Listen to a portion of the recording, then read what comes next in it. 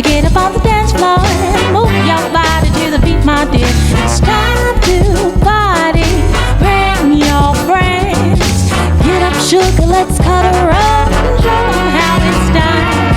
Left, right, left, side to side, let the rhythm come inside. When you feel the boogie, the jukebox boogie, you just come alive. Left, right, left, side to side.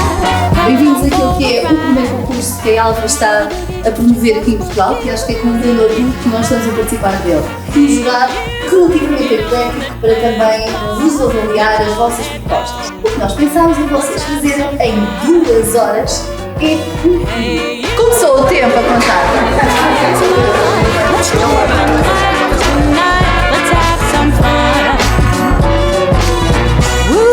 It's time to go. Mama's gonna teach you how to steal the show. Don't be afraid to hit the dance floor and shit me, baby, till you can't no more.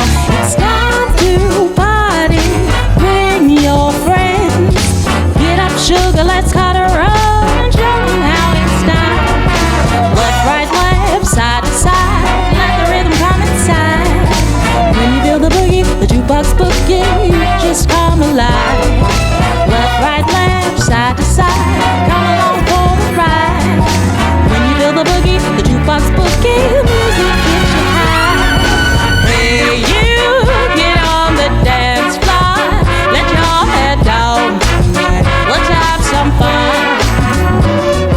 Sendo uma peça visível para nós como uma peça diurna, queríamos dar assim um twist para algo mais casual, para a noite, para sair, utilizarmos tudo. Em termos de comprimento do kimono, cruzamos também os tecidos e usamos também uma diferença que em vez de usarmos o tecido que seria para a base, para lá está, o corpo, usamos antes para as mangas.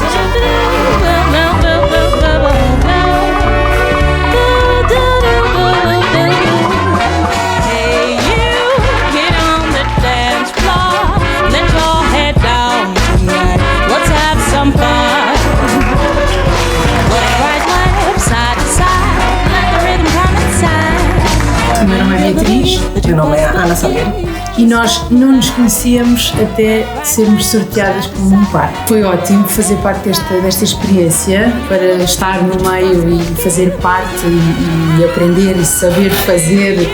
Para mim também foi ótimo. Eu pensei que podia ser uma boa experiência para mim também, para trabalhar com uma pessoa que me conhece, né? Trabalhar na equipa e desenhar uma peça em tão pouco tempo. Pronto, agora somos amigas.